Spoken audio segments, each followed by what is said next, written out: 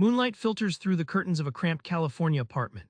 Maxine sits cross-legged, her mother's voice weaving shadows and screams, stories of fierce women warriors from a China that feels both distant and alive.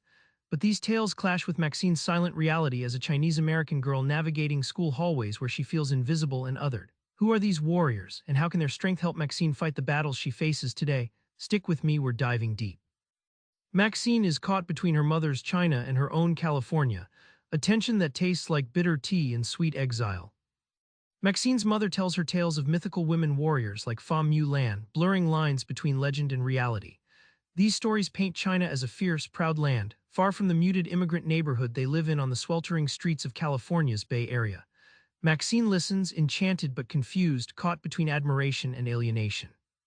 Think of Maxine's experience as being on a seesaw where one side is Chinese tradition and the other American modernity, never quite balanced, always wobbling.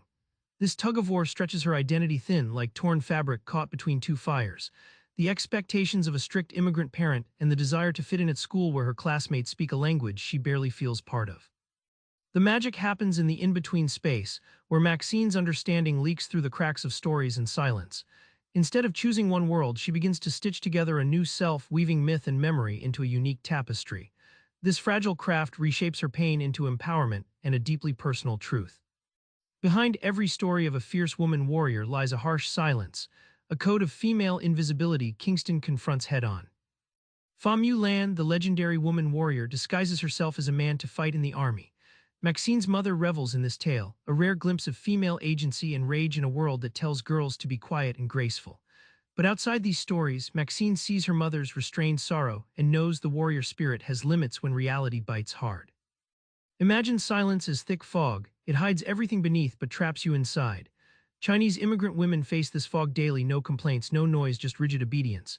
This quiet suffocates their stories and thoughts, teaching Maxine that survival means mastering silence, but that silence also cages fierce hearts waiting to roar. Maxine learns to fight back not with swords but with words. Her stories become spells and shields. By reclaiming her mother's talk stories and adding her own voice, she cuts through silence. The payoff: she doesn't just survive both worlds, she transforms them, revealing unheard female strength that's raw, complicated, and unmistakably real. Maxine's identity isn't handed down whole, it's hammered from shards of myth, memory, silence, and voice.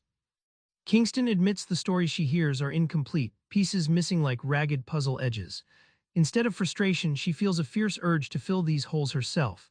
This creative act is both a rebellion against cultural erasure and a survival strategy, crafting a mosaic identity from fragments that might otherwise fracture her.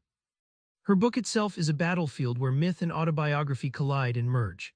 Like a painter layering translucent washes, Kingston blends her own experiences with ancient Chinese tales to trace a fresh face of identity, not black or white, America or China, but a shimmering mix that defies simple definition.